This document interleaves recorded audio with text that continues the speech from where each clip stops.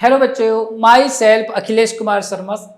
I teach chemistry in IIT Ashram and today I will discuss the solution of course 2025 of class 9th standard.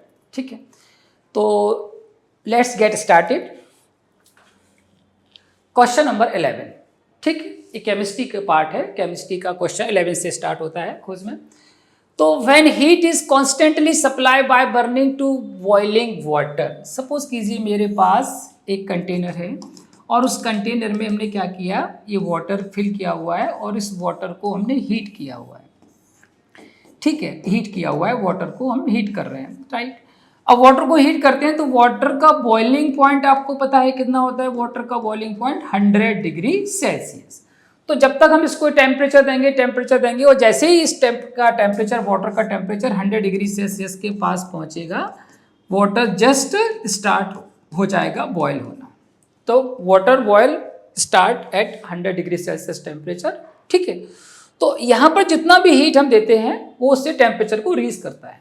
लेकिन जैसे ही एक बार water अपने boiling point को achieve कर लेता है, अब आप यहाँ पर कितनी भी हीट सप्लाई करो, they can not change their temperature because this heat is change in their state of the water molecule from liquid to gas, liquid to vapor. This type of amount of heat is called latent heat of vaporization. तो question ये है कि when heat is constantly supplied by burner to boiling water, then the temperature of the water during vaporization.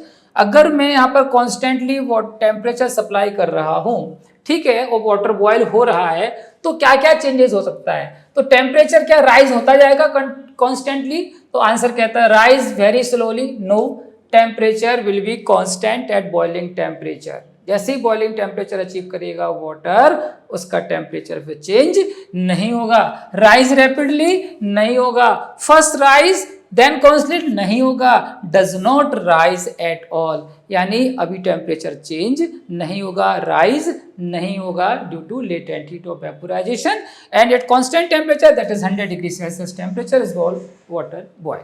ठीक, तो answer हो गया आपका D. चलिए question number 12. Question 12, in the tincture of iodine find the solute and solvent. तो हमारे पास एक mixture बनाते हैं, होमोजेनियस मिक्सचर एक होता है जिसमें हम क्या करते हैं, एक सॉल्यूट लेते हैं. ठीक है, सॉल्यूट और सॉल्वेंट. तो सॉल्वेंट, ठीक है, तो सॉल्यूट एंड सॉल्वेंट, यहाँ पर एक मेडिसिन होता है. एक्चुअली ये माइल्ड एंटीसेप्टिक का काम करता है जिसका नाम है अल्कोहल. इसमें हम एज ए सॉल्वेंट यूज करते हैं और iodine is as a solute हम इसमें यूज करते हैं. तो सॉल्यूट जहाँ पर हम आयोडीन को अल्कोहल के साथ मिक्स करके एक मिक्सचर बनाते हैं, एक सॉल्यूशन बनाते हैं, जिसे हम टिंचर आयोडीन कहते हैं, जिसमें I2 एज अ सॉल्यूट होता है और alcohol as a solvent, it work as a mild antiseptic. तो इसका आंसर है iodine is solute and alcohol is solvent. Clear? Okay, next question. Question number 13, which of the following is not a homogeneous solution. इसमें से आपको चार में से एक चूज करना है, कौन सा होमोजीनियस नहीं है. तो air is the mixture of homogeneous of किसका है, डिफरेंट गैसेस. जितनी भी गैसेस होती है उन सबका होमोजीनियस मिक्सचर का एग्जांपल है एयर.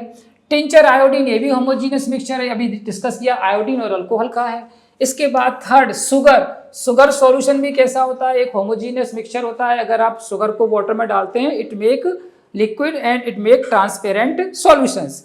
तो तीनों जो एग्जांपल दे रखे हैं, they all make homogeneous solution. But milk is a colloidal solution. ये कैसा होता है, कोलाइडल सॉल्यूशन होता है. और आपको पता है इस कोलाइडल सॉल्यूशन में दो स्टेट होती है, एक होता है डिस्पर्स्ड फेज और दूसरा होता है डिस्पर्शन मीडियम. तो जो हमारा मिल्क है, ठीक है, ये होमोजीनियस सॉल्यूशन मेक नहीं करता. डिस्पर्शन मीडियम और डिस्पर्शन फेज वाले दो कंपोनेंट इसमें होते हैं. डिस्पर्स फेज इसमें फैट होता है और डिस्पर्शन मीडियम इसमें वाटर होता है. ठीक है, तो it make colloidal solution. Water is the example of colloidal solution and colloidal solution is a heterogeneous mixture. कैसा होता है ये, हेटेरोजीनस मिक्सचर होता है. तो हमको ये चूज करना था कि कौन सा होमोजीनियस नहीं है. तो आंसर हो गया कि ये तीनों नहीं है. ठीक है, हमारा हेटेरोजीनस कौन सा मिल्क है ये होमोजीनियस नहीं है, इसका आंसर हो जाएगा D. Answer is D is right. तीनों होमोजीनियस हैं और ये आपका सिंगल अकेला हेट्रोजीनियस है। नेक्स्ट क्वेश्चन 40 नंबर का क्वेश्चन है कि 20 ग्राम NaOH is dissolve in 80 gram of water, what is the solubility. अब सॉल्युबिलिटी का कंसेप्ट क्या होता है कि जो maximum amount of solute dissolve, ठीक है, पर definite part of the solvent. तो सॉल्युबिलिटी हमारे पास चेक करना है, फाइंड करना है, तो हम कैसे निकालते हैं, तो यहाँ पर लेते हैं हम वेट ऑफ सॉल्यूट, ठीक है, अपॉन यहाँ लेते हैं वेट ऑफ सॉल्वेंट। सॉल्वेंट के रिस्पेक्ट में ही निकलती है सॉल्युबिलिटी, ठीक है, इनटू 100 पार्ट्स में निकालते हैं, ठीक है। तो वेट ऑफ सॉल्यूट कितना है, यहाँ पर 20 ग्राम दे रखा है और यहाँ पर सॉल्वेंट का कितना दे रखा है, 80 ग्राम दे रखा है। तो 80 ग्राम सॉल्वेंट है, 20 ग्राम सॉल्यूट है, ठीक है। इसको हम सॉल्व करेंगे तो आंसर कितना आ जाएगा हमारा 25। तो answer is 25 the right answer. इसकी सॉल्युबिलिटी कितनी है 25%, ठीक है, yes. Next question, 20% weight by volume of NaOH solution. तो 20% वेट बाय वेट, 20%, इसका मीनिंग होता है कि 20 ग्राम क्या NaOH, ठीक है, ये किसमें डिसॉल्व है 100%। तो हम कह सकते हैं 100 ml of solution, 100 ml of solution, right, yes. तो 100 ml ऑफ सॉल्यूशन है, 100 ml ऑफ सॉल्यूशन, राइट। तो ये हमारा कितना हो गया, ये हो गया W2 यानी मास ऑफ सॉल्यूट, ये हो गया हमारा मास ऑफ सॉल्यूट, कितना हो गया 20 ग्राम, और ये हो गया volume of solution, volume of solution, ठीक है, ये कितना हो गया आपका 100 ml। Density of the solution, density दे रखी है, डेंसिटी ऑफ द सॉल्यूशन कितना दे रखा है, डेंसिटी ऑफ सॉल्यूशन इज 1.25 ग्राम पर ml। यहाँ आपकी डेंसिटी दे रखी है 1.25 ग्राम ml, और मुझे अभी फाइंड क्या करना है, ठीक है, और हमको फाइंड करना है यहाँ पर क्या फाइंड करना है, W/W। तो W/W का जो फॉर्मूला होता है, ठीक है, वो क्या होता है कि आपका W2 mass of solute upon mass of solution into 100। तो W2 तो मेरे पास है लेकिन WS नहीं है, तो WS कैसे निकलेगा, तो हमारे पास एक फॉर्मूला है density is equal to mass upon volume. Mass किसका, सॉल्यूशन का चाहिए, ठीक है, वॉल्यूम किसका चाहिए, सॉल्यूशन का। तो डेंसिटी किसकी मिलेगी, सॉल्यूशन की। सॉल्यूशन की डेंसिटी कितनी दे रखी है 125, वॉल्यूम का सॉल्यूशन कितना दे रखा है, वॉल्यूम का 100 ml। तो यहाँ पर मास मिल जाएगा मुझे, कैसे मिलेगा, ये मिल जाएगा हमारा 1.25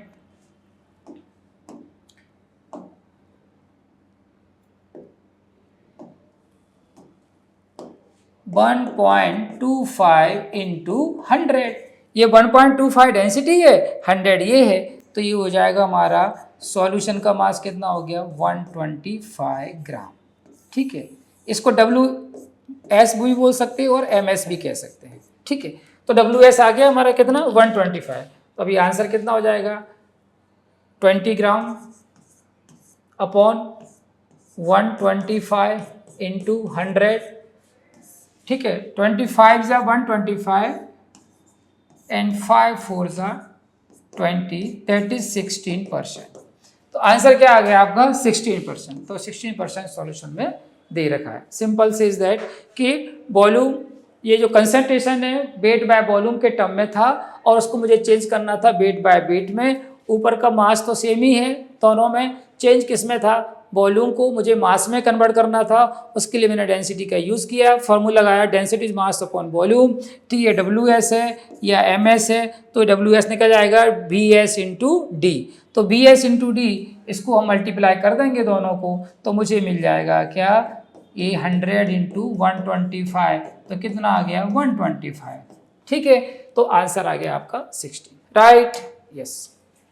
चलिए अब क्वेश्चन नंबर 16 की हम बात करते हैं। क्वेश्चन नंबर 16 हमारा कहता है कि average atomic mass of chlorine, chlorine का जो एटॉमिक मास है 1735, ठीक है, ये कितना दे रखा है इसने 35.5। and then the percentage abundance of the two isotope chlorine which have the mass number is 35 and 37. Clear है? ये दूसरा दे रखा है हमारा 17 और 37, राइट? यस, ये हमारे पास एटम है और इनकी जो एवरेज एटॉमिक मास है वो इसने दे रखा है कि 35.5 हमारे पास है। अब मुझे इनका परसेंटेज एविडेंस निकालना है, परसेंटेज एविडेंस। तो परसेंटेज एविडेंस कैसे निकालते हैं? परसेंटेज एविडेंस निकालने के लिए हमारे पास एक फॉर्मूला होता है, उस फॉर्मूले का यूज करते हैं।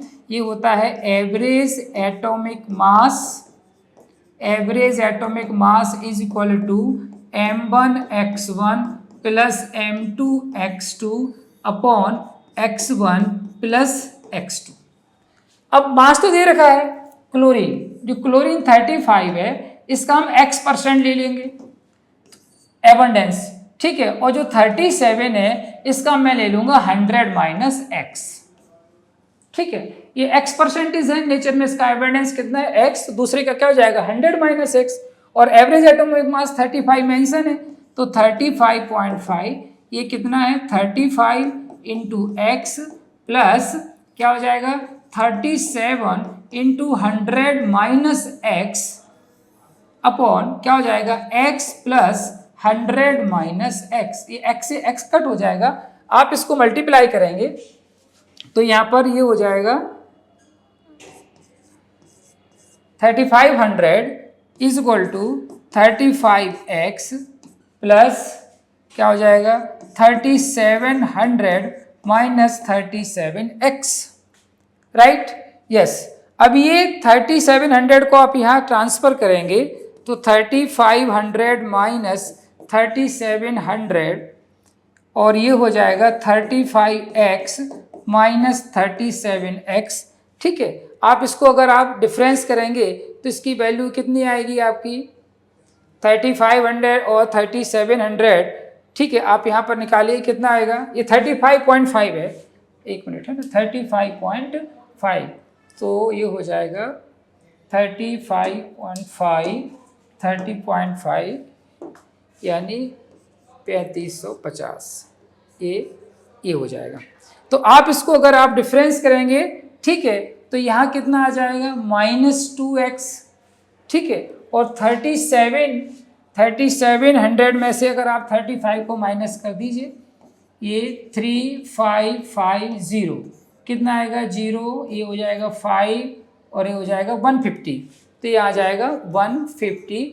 तो x माइनस, तो माइनस से minus cut, x equal to क्या हो जाएगा 75, तो दूसरा वाला x1 75, तो दूसरा कितना हो जाएगा 25, क्योंकि 100 माइनस x करेंगे ना, तो 75 कौन सा है हमारा क्लोरीन 35 और 37 कितना है 25, तो आंसर आ जाएगा हमारा बी। तो क्वेश्चन नंबर सेकंड का आंसर होगा B, right? Yes. Question number 17, which fuel has maximum calorific value? तो डिफरेंट टाइप की फ्यूल होते हैं हमारे पास, पेट्रोलियम, एलपीजी, सीएनजी, ठीक है, डीजल, केरोसिन, इन सभी फ्यूल में सबसे ज्यादा कैलोरीफिक वैल्यू किसकी है? हाइड्रोजन गैस की। 1,50,000 किलोजूल पर किलोग्राम इसकी वैल्यू होती है, तो it is the high calorific value वाला फ्यूल कौन सा है? Hydrogen gas. तो आंसर हो गया आपका, ठीक है। नेक्स्ट है the most abundant metal in the earth crust. Earth की सरफेस पर सबसे ज्यादा अमाउंट में मिलने वाला एलिमेंट कौन सा है? आंसर है एल्यूमिनियम। एल्यूमिनियम सबसे ज्यादा अमाउंट में, एल्यूमिनियम सबसे ज्यादा अमाउंट में अर्थ की सरफेस पर मिलता है। तो अर्थ क्रस्ट में मैक्सिमम अमाउंट में अबंडेंट मेटल कौन सा है? Aluminium. Answer is C. Next question, poorest conductor of heat among the metal. अब जनरली देखा है कि all metal are good conductor of heat and electricity, but their reactivity और their thermal conductivity depends on their nature of the metal. तो जो हमारी PV metal है उसकी जो कंडक्टिविटी होती है टूवर्ड्स द हीट कैसी होती है? पुअर होती है। तो सबसे पुअर जो कंडक्टर होगा हीट का कंपेरेटिवली आयरन, एल्यूमिनियम और कॉपर, वो कौन सा होगा? लेड। कॉपर आसानी से गर्म होता है, एल्यूमिनियम भी अच्छी कंडक्टिविटी होती है हीट में, क्योंकि ज़्यादातर यूटेंसिल्स एल्यूमिनियम के होते हैं, आइदर आयरन के होते हैं, आइदर कॉपर के होते हैं, लेकिन लेड के नहीं होते हैं, क्योंकि इसकी कंडक्टिविटी वेरी पुअर होती है। Next question, which of the following is not a petroleum product.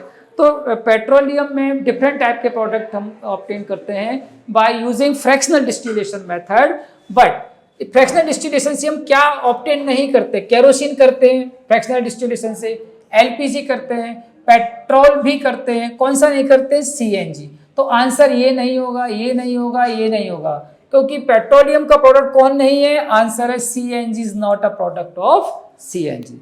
ठीक है, सो ये लास्ट क्वेश्चन था बेटा केमिस्ट्री का। आई होप आपने बहुत अच्छे से अटेम्प्ट किए होंगे, आई होप आपके अच्छे मार्क्स आएंगे। ठीक है, wish you very all the best, thank you.